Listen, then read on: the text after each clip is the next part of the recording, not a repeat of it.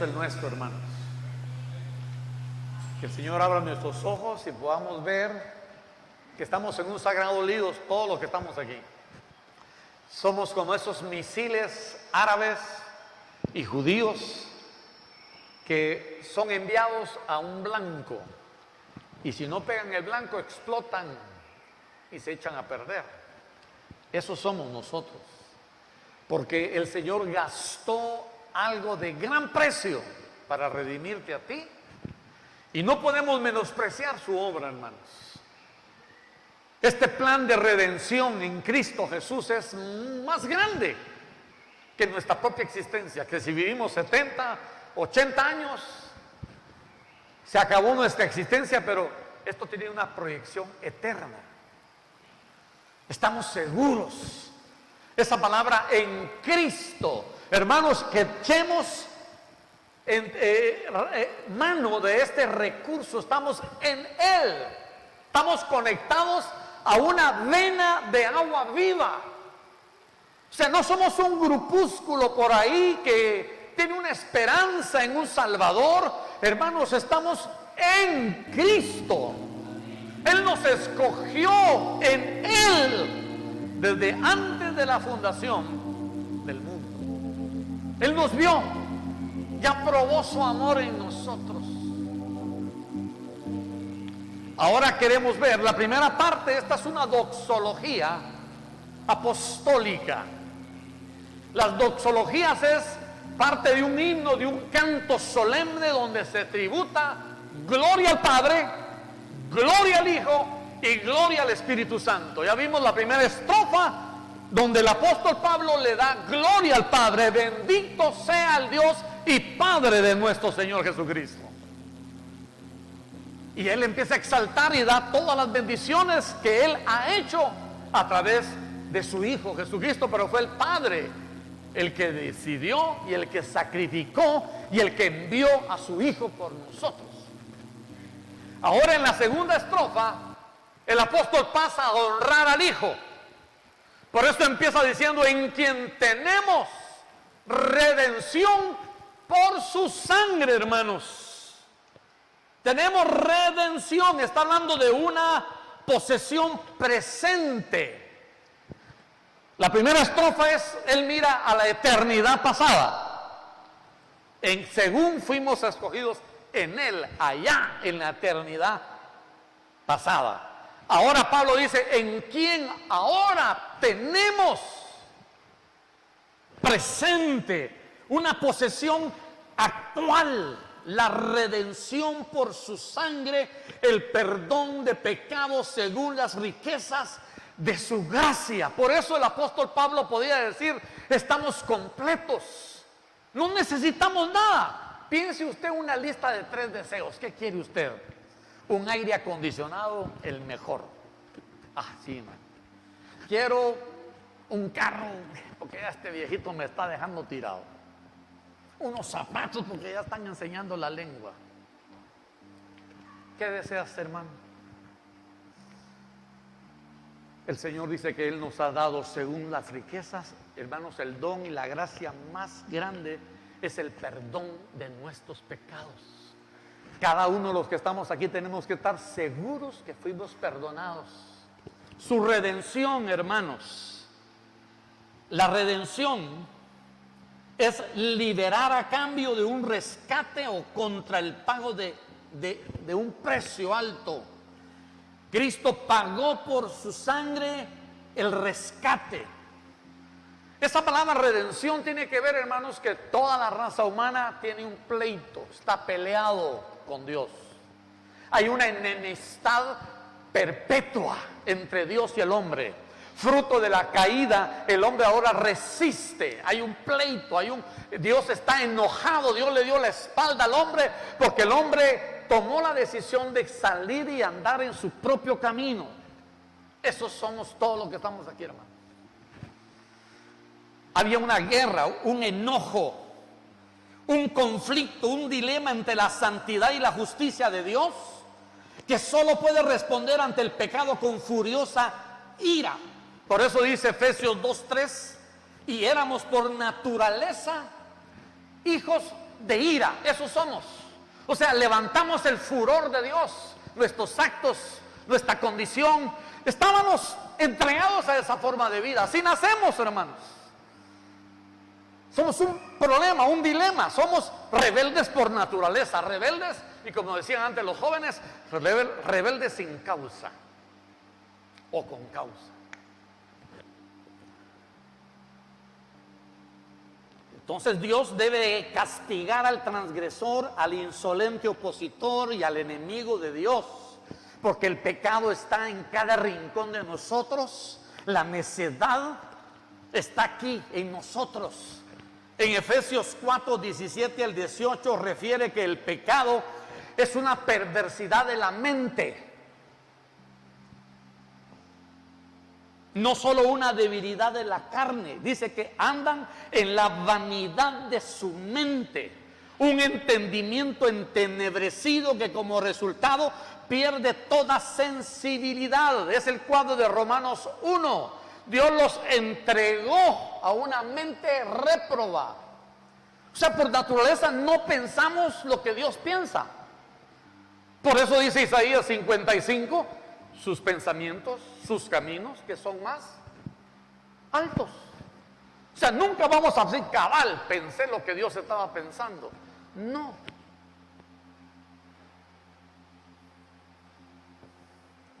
El hombre en el huerto del Edén, Adán, nuestro padre, se puso voluntariamente bajo el príncipe de la potestad del aire, el espíritu que ahora opera en los hijos de desobediencia. Se dio el control, él se puso debajo de, voluntariamente. Por eso la salvación es una decisión.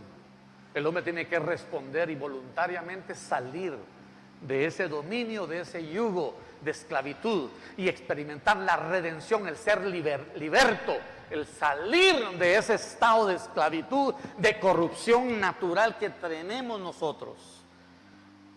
En Efesios 2:12, el hombre sin Cristo es un pecador incurable, sin esperanza y sin Dios en el mundo.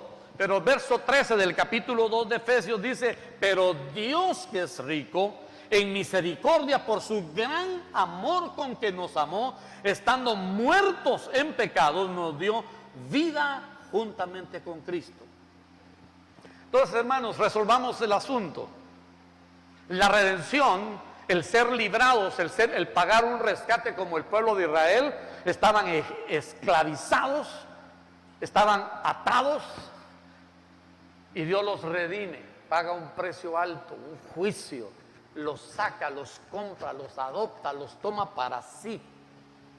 Pero tomemos en cuenta que el conflicto entre Dios y el hombre es solo una de las partes, que es Dios, es la que ha sufrido la ofensa. Porque Dios, ¿qué nos ha hecho a nosotros, hermanos? Porque estamos enemistados, como a mucha gente que yo así, de una forma jocosa, le digo: ¿y usted está caminando con Dios? No, yo creo en Dios. No le pregunté si cree. ¿Camina usted con Dios? ¿Se congrega? Fíjese que no. ¿Está usted peleado con Dios? No. Entonces, ¿por qué no está aceptando los términos de Él? Pues es que usted sabe, la apatía, la indiferencia, la frialdad, qué sé yo, hay mil cosas, y cuando uno siente ya no, y pasan los años, uno se hace viejo, y Dios no fue parte de mi noticia. Entonces, hermanos, Dios es por completo inocente. Dios ha sido profunda y gravemente injuriado por nosotros. O sea, el hombre le ha escupido en la cara a Dios. El hombre ha dicho: Dios, déjame en paz. Yo voy a vivir mi vida, a mi manera, a mi forma de ser. Déjame en paz, no te metas en mis negocios. Y Dios es un caballero que se hace a un lado. Pero el hombre, ¿qué le hizo Dios para que actúe de esa forma? Así que, hermanos, Dios es por completo inocente, sin culpa ni falta alguna. El hombre, la humanidad entera, es innegable, categórica y totalmente culpable. Y al mismo tiempo, la parte culpable, o sea, nosotros, el hombre, ni siquiera se preocupa por llegar a la reconciliación, sino que se atrinchera en activa hostilidad contra Dios. Nos alejamos como Adán. Nos escondemos detrás de mamá, papá, el trabajo, mi suegra, mi suegro, mi hermano, mi hijo, póngale nombre. Y nos atrincheramos y nos alejamos de Dios por naturaleza. Por eso dice Romanos 3 que el hombre no busca a Dios. No es un amante de las cosas del cielo. El hombre es terrenal. Entonces nosotros los culpables no andamos propiciando nada. En contraste, Dios, que se plenamente comprometido a buscar la reconciliación de los violadores, Él anda buscando a los transgresores. Es cuando entonces entra la obra del Espíritu Santo trayendo convicción para sentir el peso de nuestra ofensa y responder a ese mover que nos trae el perdón de pecados y la vida nueva. Esa palabra, el perdón de pecados, es la remisión de nuestras transgresiones. La palabra remisión es perdonar, alzar la pena, eximir, liberar de una obligación. ¿Has sido tú liberado de eso? Porque, hermanos, batallamos con el problema de la culpa. Acuérdense que Satanás es el acusador ¿de quiénes? De los hermanos. Y sabe, Él conoce nuestra tierra, Él conoce nuestras debilidades. Por eso, hermanos, cuando nosotros respondemos al mover del Espíritu y entendemos que tenemos un Redentor que por su sangre, su vida, me perdonó, me quitó el peso de la culpa, remitió, alzó el yugo de mis pecados, la coyunda de mis rebeliones, Él la alzó y me hizo libre, la remisión de mis pecados. Como dijo uno de los padres de la iglesia, Anselmo, era tan grande la deuda que aunque solo el hombre era el deudor, el único que podía pagarla era Dios. Su vida, su sangre, su expiación, conforme, dice en el verso 7, conforme a las riquezas de su gracia. Hermanos, no hay escasez en el reino de Dios. No hay dificultad. Esa es la gloria, esta es la gloria de este evangelio. Ahora, vayan conmigo por favor a Hebreos capítulo 2, verso 15. Voy a estar en un tema medio conflictivo, medio racista. Y espero que el Señor liberte eso, porque hermanos, dice la Biblia, vamos a Hebreos 2.15, pero les voy a leer una porción.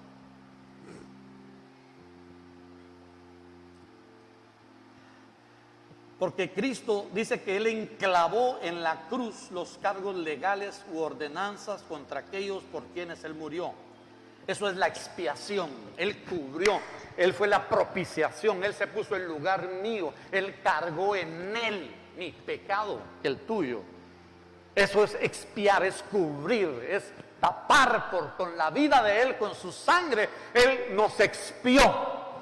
Pero hay una cosa interesante acá que nos pone en un conflicto, porque la muerte de Cristo en la cruz, su sacrificio, su redención, es la manifestación suprema del amor divino y reconciliador. Es la expiación por medio del cual Dios se hace propicio a los pecadores para ser perdonados y reconciliados con Él y con los hombres, llegando a ser hijos de Dios. Porque hermanos, imagínense qué dicha ser hijo de Dios. Ser hijo de Dios. No lo digamos a la ligera. Cristo murió por eso, por declararse. Lo tomaron como una blasfemia. Y eso es lo que somos nosotros. Por eso tenemos que andar humildemente, andar en amor, porque Él es amor.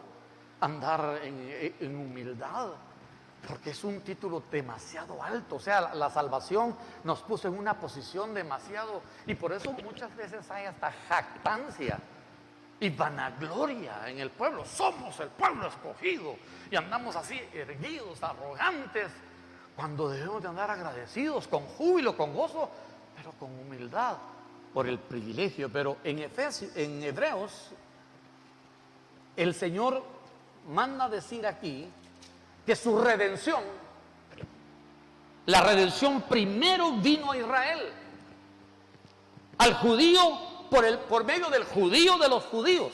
Dice en el 2:15, y librar. Esa es una de las obras de la redención. La redención es libertar, romper cadenas, romper la esclavitud, es sacarnos de la corrupción de la carne, porque somos esclavos del pecado, familia. Pecamos sin pensar. Y librar a todos los que por el temor de la muerte estaban durante toda la vida sujetos a servidumbre. O sea, ese temor, ese flato que todo mortal tiene de que me voy a morir. Porque ¿quién se quiere morir, hermanos? Bueno, hay personas, mi suegra, 82 años, nos decía, les rogaba al Señor, Señor, llévame. Ella tenía una quebradura en su cadera, tenía osteoporosis, era una bolsa de enfermedades, pero tenía un gozo esa mujer. Yo le decía madre a mi suegra, imagínense ustedes, madre. Vivió con nosotros un buen tiempo en los últimos años, cuidándola, pero era una adoradora, era una María, una amadora de Dios. Y era, dice, ella misma cuenta que desde pequeña su mamá le dijo, ella se llamaba María Elizabeth, mejor te hubieras llamado María Dolores, porque era solo Dolores, con el perdón de la hermana Dolores, que aquí creo que hay más Dolores, ¿verdad? Hermana Lolita. Pero eso somos del dolor, somos hijos del varón de dolores. Pero dice, entonces hermanos, el temor, todos tenemos temor a la muerte, todos tenemos temor a que violen mis derechos, a que aplasten, a que me repudien, a que me desprecien, todos, nadie aquí puede decir, a mí no, a mí me importa. No, hermanos, seamos honestos. Todos tenemos miedo a que nos hieran, a que nos traspasen, a que nos ofendan, a que toquen mi dignidad, a que me avergüencen, a que me deshonren. Eso nos humilla, porque es el temor a la muerte. Eso me va a enterrar, no quiero eso. Si me van a enterrar en esa iglesia, mejor me voy de ahí. Temor a la muerte, porque estaban sujetos toda la vida, sujetos, eran esclavos de ese miedo. Y muchos viven así. Y en el 16 dice la parte que se vuelve un poco controversial, porque ciertamente no socorrió su salvación a los ángeles, sino que socorrió a quienes, dice hermanos, a la descendencia de Abraham.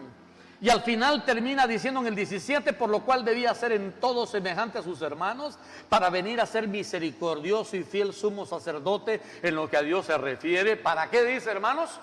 Para expiar los pecados.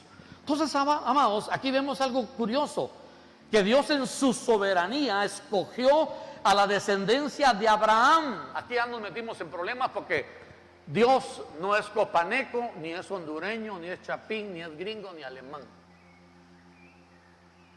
ni angelical, si ustedes quieren ponerle, porque dice que no socorrió a los ángeles, sino a la descendencia. Entonces, hermanos, aquí vamos a tocar razas, porque somos por naturaleza racistas, hermanos. Somos clasistas. Hacemos grupúsculos, sectores, secciones. Ah, no, ellos no tienen mi apellido. Ah, no, ellos no tienen mi sangre. Hermanos, toda gallina sin plumas es gallina. No importa el color de la pluma. Pero así somos. Pero él dice aquí, él descendió, él socorrió a la descendencia de Abraham, porque hermanos, Dios decidió traer la bendición de la salvación a todas las familias de la tierra por medio de un hombre, Abraham, que en sus orígenes era también pagano, era un arameo a punto de morir. O sea, hermanos, no hay tal cosa de ciudadanos de primera y de tercera clase. Él tomó la decisión de socorrer a la descendencia para expiar, para borrar las culpas por un sacrificio por los pecados del pueblo. ¿Cuál es el significado y el alcance de de que el Redentor, porque dice Pablo aquí, en quien tenemos redención, pero él está hablando de los judíos. Por eso termina en el verso número 12 diciendo, a fin de que seamos para alabanza de su gloria, nosotros los que primeramente esperábamos en Cristo. Entonces, hermanos, ¿cuál es el significado y el alcance para hoy de esta redención, de esta salvación y de una palabra un poco más? Vamos a ir a la ofensiva. Juan 4:22. Vamos allá a Juan 4:22. Jesús hizo una aseveración desconcertante, ofensiva, y la hizo intencionalmente, hermanos. ¿Qué dice ahí? ¿Alguien quiere leer en viva voz? ¿Qué dice ahí?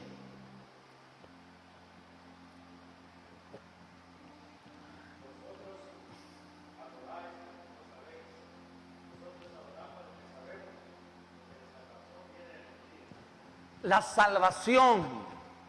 Entonces, hermanos, aquí animo a que lean el libro El Misterio, porque eso resuelve un montón de problemas. Yo soy teólogo, hermanos, me arrepiento de ese oficio. Estudié teología, me faltaron 2 o 3 cursos para una maestría, pero, hermanos, aborrecí la ciencia muerta, seca, fría, técnica de la teología por sí. Pero la palabra viva, eso, que despierte en nuestros corazones. Hermanos, esto rompe, esto quiebra, vuela los sesos. Es como una pistola en frente y te destapa la cabeza.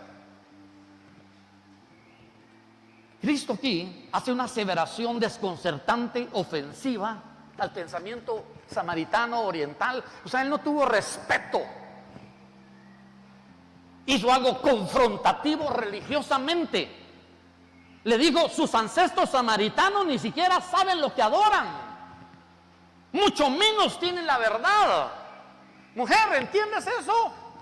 Hey, tú, samaritana, mezclada, tú no eres judía, eres una mezcla. Ellos los reconocían como judíos, pero mezclados. Había una enemistad entre los samaritanos y judíos. Ustedes saben lo que en la Biblia muestra. Y racista. Los judíos sí saben lo que adoran, ustedes no saben. Hermanos, eso golpea. Pero gracias a Dios que esta mujer no se ofendió, porque de lo contrario jamás habría conocido a su Mesías, porque ella se dio cuenta, a pesar de que la traspasó, cuando le pregunta, llama a tu marido. No tengo marido, Señor. Bien has dicho, era una mujer honesta. Al final ella, me parece que tú eres el Mesías. Porque, hermanos, el Señor está buscando una esposa, una amante que responda al Espíritu, a la unción que tenía el Mesías. Esta mujer pecadora, Dios le reveló una de las verdades más gloriosas.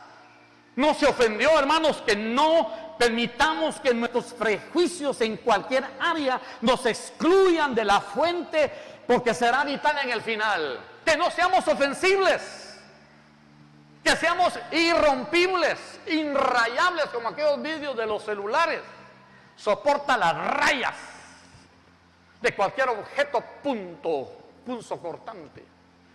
Porque el problema que tenemos en el cuerpo de Cristo es que estamos tan vivos y llenos de temores de que nos traspasen las espadas, las lenguas, las miradas, los actos de otros, y eso nos ofenden, y máximo si dicen algo en contra de mis principios y de lo que yo creo. Hermano, esta mujer samaritana, el Señor Jesús le derribó toda su doctrina, todas sus ideologías religiosas. No estoy animando que hagamos eso, no necesitamos tener sabiduría para hacerlo. Porque si ustedes pueden hablar con alguien y le dice eso, posiblemente le cierren la puerta en la cara o le den su machetazo. Pero el ungido del Padre estaba aquí, hermanos, porque Él solo pide que respondamos a su unción, que le creamos. Él no solo está buscando cabezas de cebolla, cabezones, con mucha doctrina, con mucho conocimiento, pero no aguantan la cabeza de tanta cosa que tienen, sino que tengamos un amor. Esa mujer respondió, esa mujer traspasó los clavos, el desprecio aparente, y respondió, encontró al Señor, se convirtió en la primera mujer evangelista. Ella salió corriendo y fue a su aldea. Es lo que necesitamos, hermanos, un encuentro con la vena de agua viva. Que le contemos a otros, ese Señor, ese hombre, ese servicio, esa unción me reveló toda mi perversión, todo lo que soy. Tienen que oírlo ustedes. Y Jesús demoró su plan de redención para Israel 3 días. Se quedó con los samaritanos compartiendo las verdades del reino por una mujer pecadora, una mujer adúltera, por una mujer que no valía la pena, pero que el Señor trascendió la raza, trascendió los credos religiosos y la tocó y fue convertida al Señor. Pero hermanos, hay 3 razones por qué la salvación viene de los judíos. Número 1, si quieren ir a Romanos 9:5, Cristo, Romanos 9:5, vino por medio de los judíos. Vamos a ver esa porción porque es una porción muy interesante que tiene que ver con la gloria. El tema de este párrafo podríamos decir Israel para alabanza de la gloria de su gracia. Israel como pueblo, como nación. Israel. Dice Romanos 9 en el verso 5.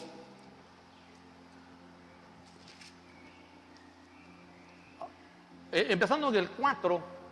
Miren, hermanos, perdonen, voy a empezar desde el 3. Que Dios nos dé esta carga por nuestros parientes, amados. Quiero decirles, cuando el Señor alcanzó a este Señor que ustedes oyen, hermanos, yo quería que toda mi raza, y al primero que le fui a hablar fue a mi padre. No, era un mocoso de 18 años, hermanos, sin doctrina, sin entendimiento, solo con una experiencia que el Señor me había libertado, me había quitado la yunta de mis pecados. Toda mi familia se convirtió. Y mi padre, con el que yo tenía una enemistad profunda, al cual yo maldecía y por haberlo maldecido, yo caí en unos pecados horrendos. Y mi madre, como buena católica, cuando yo maldecía a mi padre enfrente de ella, nunca lo aceptó. Persinate la boca, animal, me decía. Una buena católica, ¿verdad? Y me tiraba lo que tenía en la mano. Nunca aceptó que yo maldijera a mi padre. Ese padre al que yo maldije, con el que yo tuve una rencilla, porque soy el primero de 5 hijos, llegó a decir, yo soy el padre biológico de Luis, pero Luis es mi padre espiritual. Pablo dice aquí, hermanos, ojalá sea nuestro sentir, en el verso 3, porque deseara yo mismo ser maldito, anatema, separado de Cristo. ¿Por qué, hermanos? Por amor a mis hermanos, los que son mis parientes según la carne. Hermanos, uno de las divisiones que muchas veces, y miren, Cristo bíblicamente hace una separación. El que ama a mamá, papá y a hijos y casa y hermanos más que a mí no es digno. Él hace una marcada división, pero no es volvernos en contra, en contención con nuestra raza, nuestros parientes. Lo que está diciendo es, aborrezcamos el camino de tu viejo, de tu papá, el hombre viejo. Las ideas, los patrones de pensamiento que traían los abuelos. Hermanos, pareciera ser una falta de respeto, pero no es así. Pablo mismo, el escritor de Hebreos, dice, nuestros padres nos disciplinaron según la luz que ellos tenían. Pero cometieron muchos errores, hermanos. Mis parientes. Pero el Señor quiere que tengamos una carga por ellos. Porque, hermano, esto es una célula, microorganismos se van reproduciendo. Hay tantas, todos los que estamos aquí representamos un segmento grande de Copán. Pero si no hay un amor por los parientes, No hay una carga por tu mamá, por tu papá, por tu tío. Pero es una carga, hermano, intencional. No es solo sí, sobarle el hombro, sí, no. Tenemos que orar por ellos, recibir una palabra. Hermanos, confrontarlos. Yo hablé con mi papá horas. Él me hacía preguntas de los santos. Él era un devoto del Señor Esquipulas. Él me hacía preguntas. Me hablaba de María. Pero ¿y María qué? Y yo no ataqué sus santos, no ataqué su religión, solo le mostré que el Cristo era superior a todo lo que él había dicho. Y luego dice en el verso número, sus parientes en la carne, ¿quiénes son?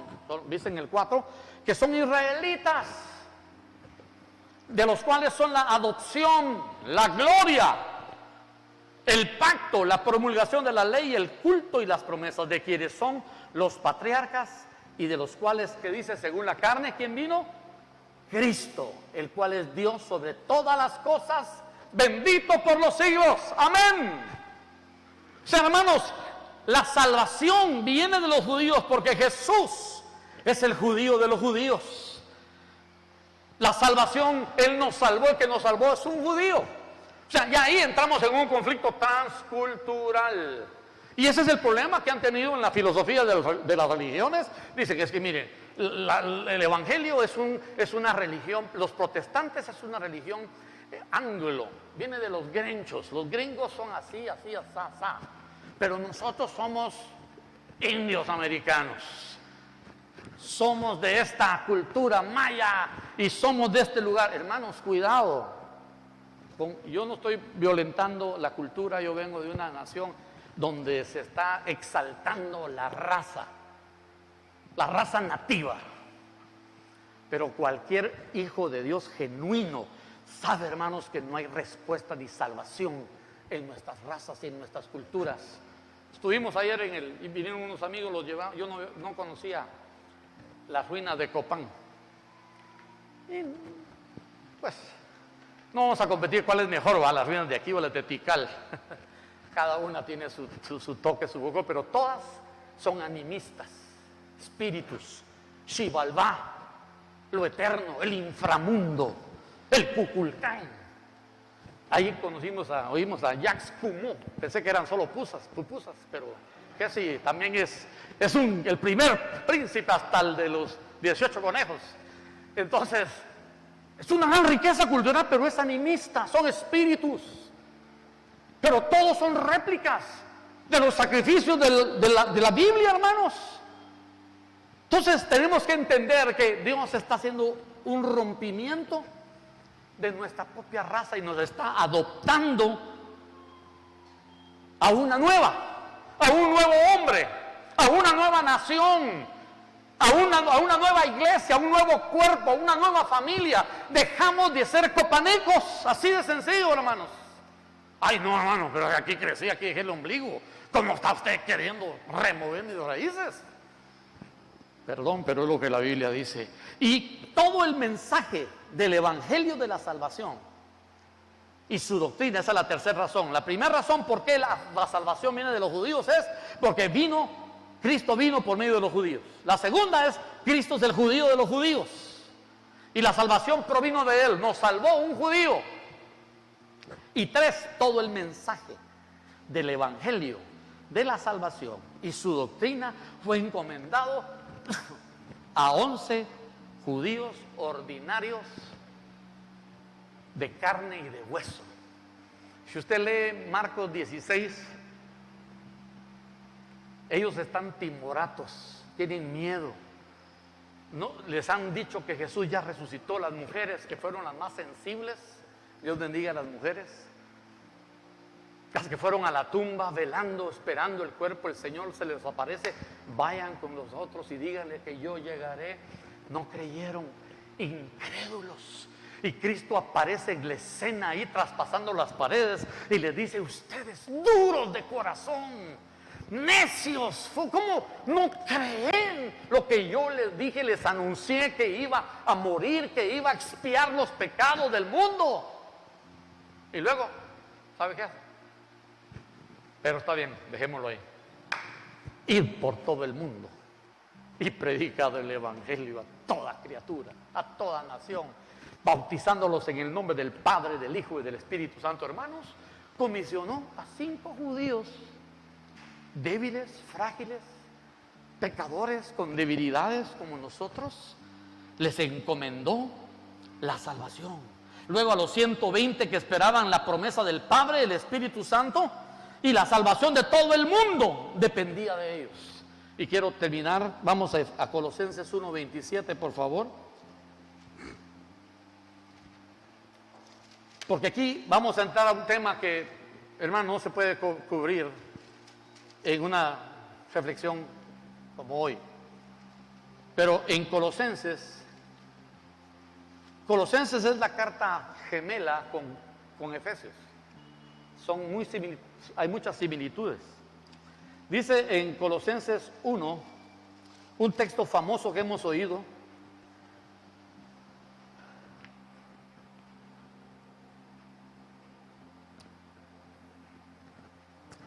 Él dice en el 27, está hablando del pueblo de Israel, a quienes Dios quiso, 1:27.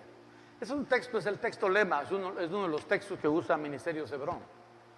A quien Dios quiso dar a conocer las riquezas de la gloria de este misterio. ¿Entre quiénes? Entre los gentiles, que es Cristo en vosotros, la esperanza de gloria. Y es lo que el apóstol, si quieren, vamos a Efesios una vez más. Porque en el verso 7, él exalta en quien tenemos redención, Cristo, el que murió, el que pagó el precio, nuestro redentor, el que perdonó nuestros pecados según las riquezas de su gracia. Luego en el 8 dice que hizo sobreabundar para con nosotros en toda sabiduría e inteligencia.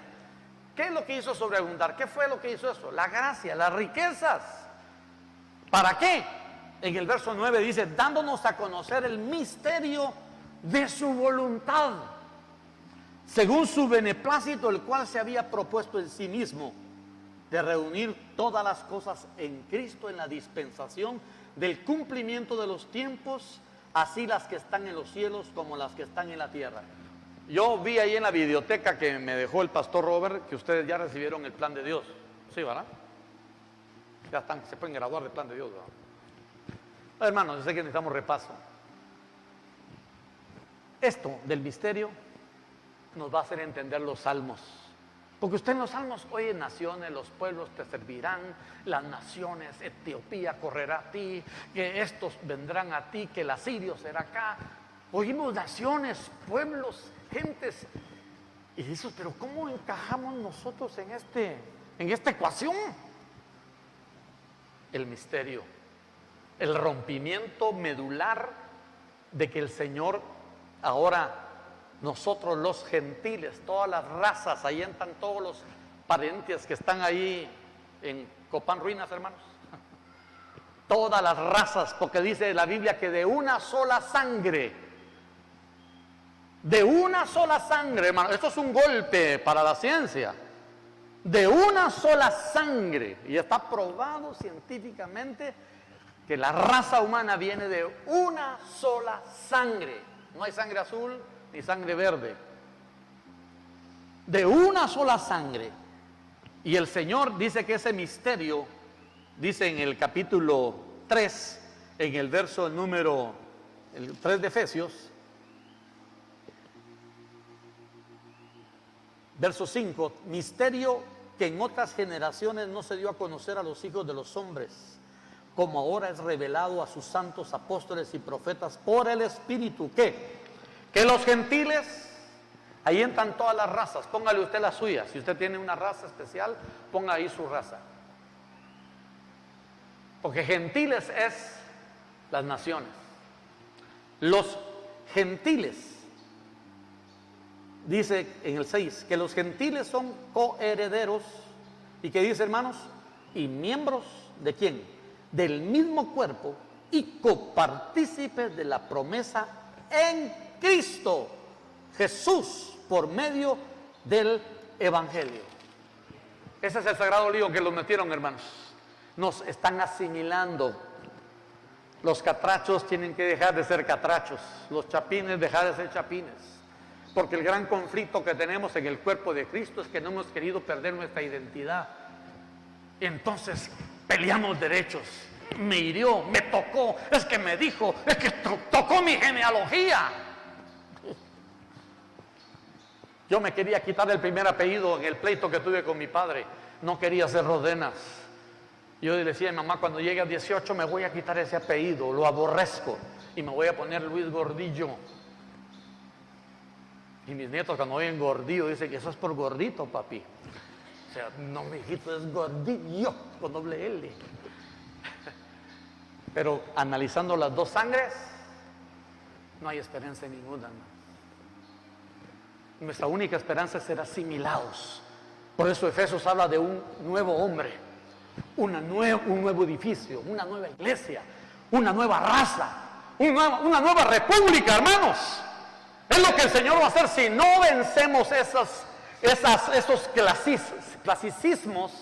Vamos a tener problemas en el final, hermanos, porque esta salvación se va a manifestar a través de su iglesia, que es Israel, su pueblo, sus santos. Les voy a rogar que nos pongamos de pie. Quisiera que cantáramos ese coro: que haya gloria, alabanza a Cristo. Hermanos, Dios nos sacó de nuestros pobres círculos, nos sacó de nuestras genealogías para insertarnos en una nueva.